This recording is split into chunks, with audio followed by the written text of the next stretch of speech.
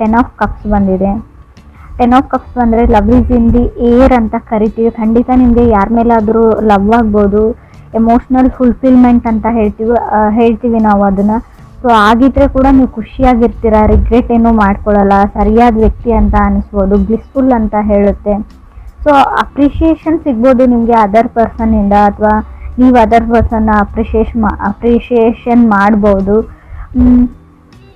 ಕೆಲವ್ರಿಗೆ ತುಂಬ ಸ್ಕಿನ್ನಲ್ಲಿ ಗ್ಲೋ ಇರುತ್ತೆ ಅಂತ ಕೂಡ ಕಾರ್ಡ್ ಹೇಳ್ತಾ ಇದೆ. ಕಾಮ್ನೆಸ್ ಇನ್ ಲೈಫ್ ಅಂತ ಹೇಳ್ಬೋದು, ಪೀಸ್ಫುಲ್ನೆಸ್ ಇರುತ್ತೆ ಅಂತ ಹೇಳ್ಬೋದು.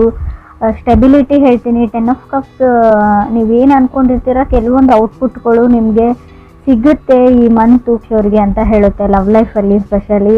ಸೊ ಆಫರ್ಸ್ ಬರುತ್ತೆ, ಪ್ರಪೋಸಲ್ಸ್ ಬರುತ್ತೆ, ನಿಮಗೆ ಚೆನ್ನಾಗಿರೋ ಮನಿತನ, ಚೆನ್ನಾಗಿರೋ ಫ್ಯಾಮ್ಲಿ ಕಡೆಯಿಂದ ಆಫರ್ಸ್ ಬರುತ್ತೆ ಅಂತ ಕೂಡ ಹೇಳ್ಬೋದು.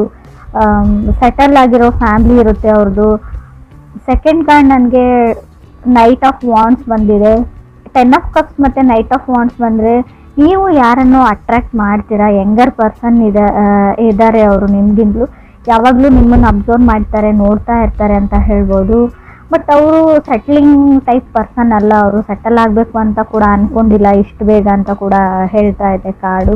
May be past life connection ಅಂತ ಹೇಳ್ತೀನಿ ನಾನು. ಅಂದರೆ ಯಾರನ್ನಾದ್ರೂ ನೋಡಿದಾಗ ನಿಮ್ಗೆ ಅನಿಸುತ್ತೆ ಈ ವ್ಯಕ್ತಿ ನಮಗೆ ಮುಂಚೆನೇ ಪರಿಚಯ ಇರೋ ಥರ. ಸೊ ಆ ಥರ ವ್ಯಕ್ತಿ ಅಂತ ಹೇಳ್ಬೋದು. ತುಂಬ ನೀವು ಮಾತಾಡಬಾರ್ದು ಅಥವಾ ರೆಸ್ಪಾನ್ಸ್ ಮಾಡ್ಬೋದು ಮೆಸೇಜ್ಗೆ, ಕಾಲ್ಗೆ, ಅಂದರೆ ತುಂಬ ಟ್ರಿಗರಿಂಗ್ ಇರುತ್ತೆ ಅಂತ ಹೇಳ್ಬೋದು. ಅವ್ರನ್ನ ನೋಡದೆ ಅಥವಾ ಅವ್ರಿಗೆ ರೆಸ್ಪಾನ್ಸ್ ಮಾಡದೆ ನಿಮ್ಗೆ ಇರದೇ ಇರೋಕ್ಕಾಗಬಹುದು ಅಂತ ಕಾರ್ಡ್ ಹೇಳ್ತಾ ಇದೆ. ಥರ್ಡ್ ಕಾರ್ಡ್ ನನಗೆ ಕ್ವೀನ್ ಆಫ್ ಕಪ್ಸ್ ಬಂದಿದೆ. ತುಂಬ ಫ್ರೆಂಡ್ಲಿ ಕೈಂಡ್ ಆಫ್ ಎನರ್ಜಿ ಇರುತ್ತೆ ಆ ವ್ಯಕ್ತಿದು ಅಂತ ಹೇಳ್ಬೋದು. ಹಿಂದೆ ಅವರು ಮೋಸ ಹೋಗಿದ್ದಾರೆ ಅಂತ ಹೇಳ್ಬೋದು. ತುಂಬ ಸರ್ತಿ ಅವರು ಮೋಸ ಹೋಗಿದ್ದಾರೆ ಅಂತ ಕೂಡ ಹೇಳ್ತಾರೆ. ಯಾರೋ ಅವ್ರಿಗೆ ಮೋಸ ಮಾಡಿದ್ದಾರೆ, ನಂಬಿಕೆ ದ್ರೋಹ ಮಾಡಿದ್ದಾರೆ ಅಂತ ಕೂಡ ಹೇಳ್ಬೋದು. ಕಾರ್ಡ್ಸ್ ಅದನ್ನೇ ಹೇಳ್ತಾ ಇದೆ.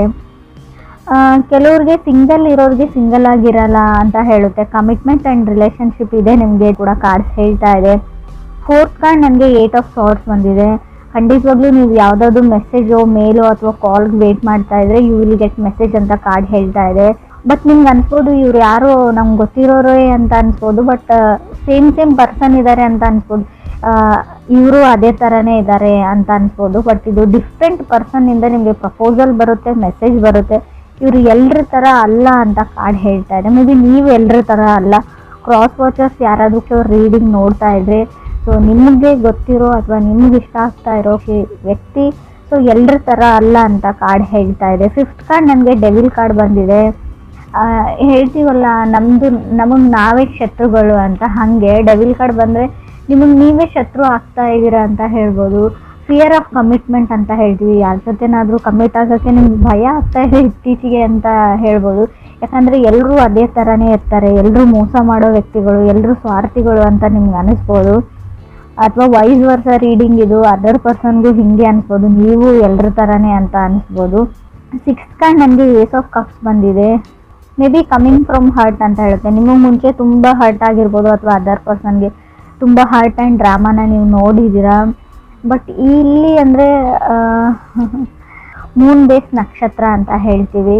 ಸ್ವಲ್ಪ ಮೂಡಿ ಇರ್ತಾರೆ ಆ ಪರ್ಸನ್, ನೀವು ಅಥವಾ ಅದರ್ ಪರ್ಸನ್ ತುಂಬ ಮೂಡಿ, ಜಾಸ್ತಿ ಮಾತಾಡಲ್ಲ. ಸೊ ಯಾವಾಗಾದರೂ ಮೂಡ್ ಬಂದಾಗ ಅಷ್ಟೇ ತುಂಬ ಮಾತಾಡ್ತೀರಾ, ಇಲ್ಲ ಅಂದರೆ ಇಲ್ಲ, ಸುಮ್ಮನೆ ಇರ್ತೀರಾ ಅಂತ ಕೂಡ ಏಸ್ ಆಫ್ ಕಪ್ಸ್ ಹೇಳ್ತಾ ಇದೆ. ಸೆವೆಂತ್ ಕಾರ್ಡ್ ನಮಗೆ ಹೈರ್ ಫ್ರೆಂಡ್ ಬಂದಿದೆ. ಹೈರ್ ಫ್ರೆಂಡ್ ಕಾರ್ಡ್ನ ನಾವು ಮ್ಯಾರೇಜ್ ಪ್ರಪೋಸಲ್ ಕಾರ್ಡ್ ಅಂತ ಹೇಳ್ತೀವಿ. ಪ್ರಪೋಸಲ್, ರಿಲೇಷನ್ಶಿಪ್, ಮ್ಯಾರೇಜ್ ಅಂತ ಹೇಳ್ಬೋದು. ಯು ನೀಡ್ ಟು ರೆಡಿ ಅಂತ ಹೇಳ್ತೀನಿ. ನಿಮಗೆ ಮನೆಯಲ್ಲಿ ಏನಾದರೂ ಪ್ರಪೋಸಲ್ ಹುಡುಕ್ತಾ ಇದ್ದಾರೆ, ಮದುವೆ ಮಾಡಬೇಕು ಅಂತ ಅಂದ್ಕೊಂಡಿದ್ದಾರೆ ಫ್ಯಾಮ್ಲಿ ಅಂದರೆ ನೀವು ರೆಡಿಯಾಗಿರಿ ಅಂತ ನಾನು ಹೇಳ್ತೀನಿ. ಯಾಕಂದರೆ ಇಷ್ಟರಲ್ಲೇ ನಿಮ್ಮ ಮದುವೆ ಫಿಕ್ಸ್ ಆಗುತ್ತೆ, ಸೊ ಎಂಗೇಜ್ಮೆಂಟ್ ಫಿಕ್ಸ್ ಆಗುತ್ತೆ ಅಂತ ಕೂಡ ಕಾರ್ಡ್ಸ್ ಹೇಳ್ತಾ ಇದೆ.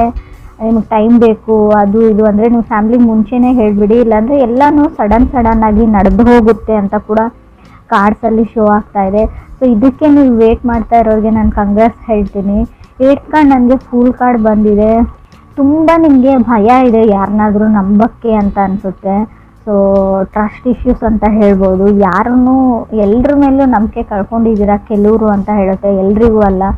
ಫೂಲ್ ಕಾರ್ಡ್ ಮೇ ಬಿ ನೀವು ಸ್ಟೂಡೆಂಟ್ಸ್ ಆಗಿದ್ದರೆ ಅಥವಾ ಸೊ ನಾರ್ಮಲಿ ಏನಾದರೂ ಸ್ಟಡೀಸ್ ಮಾಡ್ತಾಯಿದ್ರೆ ಓವರ್ ಕಾನ್ಫಿಡೆಂಟಲ್ಲಿ ಏನನ್ನೂ ಹೇಳಕ್ಕೆ ಹೋಗಬೇಡಿ, ಮಾಡೋಕ್ಕೆ ಹೋಗಬೇಡಿ ಅಂತ ಹೇಳ್ತೀನಿ. ಸಜೆಷನ್ ಥರ ತೊಗೊಳ್ಳಿ ನೀವು. ಹೇಳ್ತಾರಲ್ವ ನೆಲ ನೋಡ್ಕೊಂಡು ನಡೀರಿ ಅಂತ. ಸೊ ಹಾಗೆ 9th ಕಾರ್ಡ್ ನನಗೆ ಲವರ್ಸ್ ಕಾರ್ಡ್ ಬಂದಿದೆ. ಸೊ ನೀವೆಷ್ಟೇ ಈ ವ್ಯಕ್ತಿಯಿಂದ ದೂರ ಹೋಗಬೇಕು ಅಂತ ಅಂದ್ಕೊಂಡ್ರು ಕೂಡ ಅಷ್ಟೇ ಹತ್ತಿರ ಆಗ್ತೀರಾ. ಲಾ ಆಫ್ ಅಟ್ರಾಕ್ಷನ್ ಹಂಗೆ ವರ್ಕ್ ಆಗ್ತಾ ಇದೆ. ಸೊ ಆ ವ್ಯಕ್ತಿಯಿಂದ ನೀವು ದೂರ ಓಡೋಗೋಕ್ಕಾಗಲ್ಲ ಅಂತ ಕಾರ್ಡ್ ಹೇಳ್ತಾ ಇದೆ. ಲವರ್ಸ್ ಕಾರ್ಡ್ ಬಂದಿರೋದ್ರಿಂದ love is in the air ಅಂತ ಹೇಳ್ತೀನಿ. ತುಂಬ ಎಮೋಷ್ನಲ್ ಫುಲ್ಫಿಲ್ಮೆಂಟ್ ಇರುತ್ತೆ, ನೀವು ಖುಷಿಯಾಗಿರ್ತೀರಾ, ಎಮೋಷ್ನಲಿ ಸ್ಯಾಟಿಸ್ಫೈಡ್ ಆಗಿರ್ತೀರಾ. ಅವ್ರು ನೀವು ಅಥವಾ ನಿಮ್ಮನ್ನು ಕನೆಕ್ಟ್ ಆಗಿರೋ ಅದರ್ ವ್ಯಕ್ತಿ ಕೂಡ ಆಗಿರ್ಬೋದು.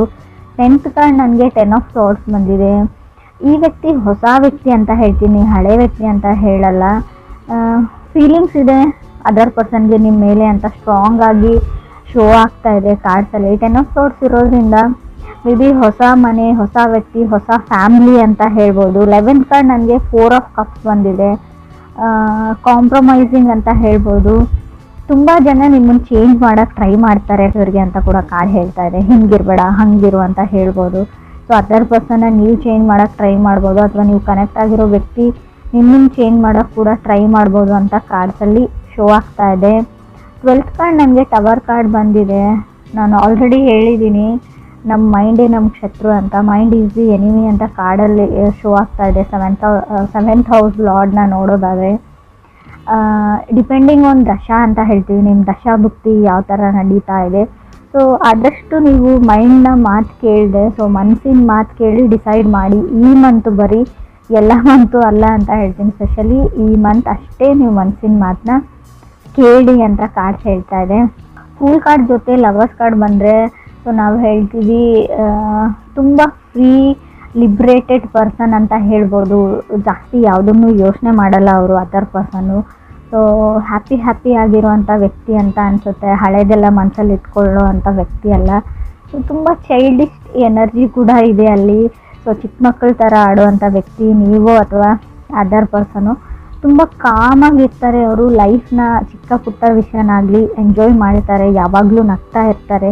ಸೊ ಆ ಥರ ವ್ಯಕ್ತಿಯಿಂದ ನಿಮಗೆ ಪ್ರಪೋಸಲ್ ಬರುತ್ತೆ. ರಿಲೇಷನ್ಶಿಪ್ನ ಹೇಳ್ತೀನಿ ನಾನು, ಮ್ಯಾರೇಜ್ನ ಹೇಳ್ಬೋದು. ಸೊ ಎಲ್ಲೂ ನನಗೆ ಬ್ರೇಕಪ್ ಅಂತ ಎಲ್ಲೂ ಕಾಣಿಸ್ತಾ ಇಲ್ಲ ಕಾರ್ಡ್ಸಲ್ಲಿ. ಸೊ ನಿಮ್ಮದು ಬ್ರೇಕಪ್ ಆಗಿದ್ದರೆ ಫುಲ್ ಕಾರ್ಡ್ ಇರೋದ್ರಿಂದ ಮೇ ಬಿ ರೀಕನ್ಸಿಲೇಷನ್ ಕೂಡ ಆಗುವಂಥ ಚಾನ್ಸಸ್ ಇದೆ. ಇನ್ ಕೇಸ್ ನೀವು ಕಮ್ಯುನಿಕೇಷನ್ ಮಾಡೋಕ್ಕೆ ಟ್ರೈ ಮಾಡಿದರೆ, ಸೊ ಹಾಯ್ ಅಂತನಾದರೂ ಮೆಸೇಜ್ ಕಳಿಸಿದರೆ, ಸೊ ಒಂದು ಸರ್ತಿ ಟ್ರೈ ಮಾಡಿದರೆ ಪ್ಯಾಚಪ್ ಆಗೋ ಚಾನ್ಸಸ್ ಇದೆ. ಲವರ್ಸ್ ಕಾರ್ಡ್ ಇರೋದ್ರಿಂದ ರೀಕನ್ಸಿಲೇಷನ್ ಇಲ್ಲೂ ನಾನು ಸ್ಟ್ರಾಂಗ್ ಆಗಿ ಹೇಳ್ತೀನಿ. ನಿಮ್ಮ ಎಕ್ಸು ನಿಮ್ಮ ಲೈಫಲ್ಲಿ ಮತ್ತೆ ವಾಪಸ್ ಬರ್ತಾರೆ. ಸೊ ಹಾಗೆ ಹೊಸ ವ್ಯಕ್ತಿನೂ ಬರ್ತಾರೆ. ಲವರ್ಸ್ ಕಾರ್ಡ್ ಅಂದರೆ 2 ಆಪ್ಷನ್ಸ್ ಇರುತ್ತೆ, ನೀವು ಯಾವುದನ್ನು ಚೂಸ್ ಮಾಡ್ಕೊಳ್ತೀರಾ ಅನ್ನೋದು ಕೂಡ ನಿಮ್ಮ ಮೇಲೆ ಬಿಟ್ಟಿರುತ್ತೆ ಅಂತ ಕೂಡ ಕಾರ್ಡ್ಸ್ ಹೇಳ್ತಾ ಇದೆ. ಗುಡ್ ನ್ಯೂಸ್ ಅಂತ ಹೇಳ್ತೀನಿ ನಾನು. ಮೂನ್ ಬೇಸ್ ನಕ್ಷತ್ರ. ಸೊ ಮೇ ಬಿ ಸ್ವಲ್ಪ ಮೂಡಿ ಇರ್ತಾರೆ ಅವರು, ಆ ವ್ಯಕ್ತಿ, ಅಥವಾ ನೀವು ಮೂಡಿ ಇರ್ಬೋದು ಅಂತ ಹೇಳುತ್ತೆ. ಫಸ್ಟ್ ಕಾರ್ಡ್ ಪ್ರಕಾರ ನೋಡೋದಾದರೆ 10 ಆಫ್ ಕಪ್ಸ್ ಬಂದಿರೋದ್ರಿಂದ ಯಾರ್ಯಾರು ಸಿಂಗಲ್ ಇದ್ದೀರಾ, ಸೊ ಅವರಿಗೆ ಖಂಡಿತವಾಗ್ಲೂ ಸಮ್ಮನ್ ಸ್ಪೆಷಲ್ ಥರ ವ್ಯಕ್ತಿ ನಿಮ್ಮ ಲೈಫಲ್ಲಿ ಬರ್ತಾರೆ ಈಗ ಈ ಮಂತು ಅಂತ ಹೇಳಿ. ತುಂಬ ಜನನ ನೀವು ಅಟ್ರ್ಯಾಕ್ಟ್ ಮಾಡ್ತೀರಾ. ತುಂಬ ಜನ ಫ್ರೆಂಡ್ಲಿ ಟೈಪ್ ಆಫ್ ಎನರ್ಜಿ ಇರೋದ್ರಿಂದ ತುಂಬ ಜನ ಒಂದು ಗ್ರೂಪ್ ಥರ ಇರುತ್ತೆ ನಿಮ್ಮದು. ಯಾರನ್ನು ನೀವು ಚೂಸ್ ಮಾಡ್ಕೊಳ್ತೀರಾ ಅನ್ನೋದು ಕೂಡ ನಿಮ್ಮ ಮೇಲೆ ಬಿಟ್ಟಿರೋದು ಅಂತ ಅನಿಸುತ್ತೆ ನನಗೆ. 8 ಆಫ್ ಸಾರ್ಡ್ಸ್ ಕಾರ್ಡ್ ಇರೋದ್ರಿಂದ ಖಂಡಿತವಾಗ್ಲೂ ಕಮ್ಯುನಿಕೇಷನ್ನ ನಾನು ಹೇಳ್ತೀನಿ. ನೀವು ಯಾವುದಾದ್ರೂ ಮೆಸೇಜ್ಗೋ ಅಥವಾ ಕಾಲ್ಗೋ ವೇಟ್ ಮಾಡ್ತಾ ಇದ್ದರೆ you will get a message ಅಂತ ಕಾರ್ಡ್ ಹೇಳ್ತಾ ಇದೆ.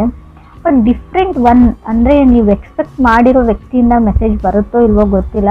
So somebody from different person ಅಂತ ಹೇಳ್ತಾ ಇದೆ. ಪಾಸ್ಟ್ ಲೈಫ್ ಕನೆಕ್ಷನ್ ಹೇಳ್ತೀನಿ ನಾನು ಡೆವಿಲ್ ಕಾರ್ಡ್ ಇರೋದ್ರಿಂದ. ಡೆವಿಲ್ ಕಾರ್ಡ್ ಯಾವ ಥರ ಅಂದರೆ, ಇಲ್ಲದೆ ಇರೋದ್ರ ಬಗ್ಗೆ ನೀವು ಜಾಸ್ತಿ ಯೋಚನೆ ಮಾಡ್ತೀರಾ. ಇದಿರ್ಬೋದಾ, ಇದು ಹಿಂಗೇನಾ. ಆ್ಯಕ್ಚುಲಿ ಅದು ಪ್ರಾಕ್ಟಿಕಲಿ ನೋಡೋದಾದರೆ ಆ ವಿಷಯ ಇರೋದೇ ಇಲ್ಲ, ಆ ಸಿಚುವೇಶನ್ ನಿಮ್ಮ ಲೈಫಲ್ಲಿ ಬರೋದೇ ಇಲ್ಲ ಅಂತ ಅನಿಸುತ್ತೆ. ಸೊ ತುಂಬ ನೆಗೆಟಿವ್ ಅಥವಾ ಟಾಕ್ಸಿಕ್ ಥಿಂಕಿಂಗ್ನ ಬಿಡಿ ಅಂತ ಹೇಳ್ತೀನಿ. ಡಿಲೇ ಅಂತ ಏನಿತ್ತು ಅವ್ರ ಲೈಫಲ್ಲಿ ಅದು ಮುಗ್ದಿದೆ ಅಂತ ಹೇಳ್ಬೋದು. ನಿಧಾನ ಅನ್ನೋದು ಮುಗ್ದಿದೆ. ಹ್ಯಾಪಿನೆಸ್ ಓವರ್ಲೋಡೆಡ್ ಅಂತ ಹೇಳ್ತೀನಿ. ನಿಮ್ಮ ರೀಡಿಂಗಲ್ಲಿ ಫುಲ್ ಖುಷಿಯಾಗಿರೋ ಲವ್ ಲೈಫ್ ರೀಡಿಂಗ್ ಇದು ಅಂತ ನಂಗೆ ಅನಿಸುತ್ತೆ. ರಿಲೇಷನ್ಶಿಪ್ ರೀಡಿಂಗ್ ಆದರೂ ತೊಗೊಳ್ಳಿ, ನೀವು ತುಂಬ ಖುಷಿಯಾಗಿರ್ತೀರಾ.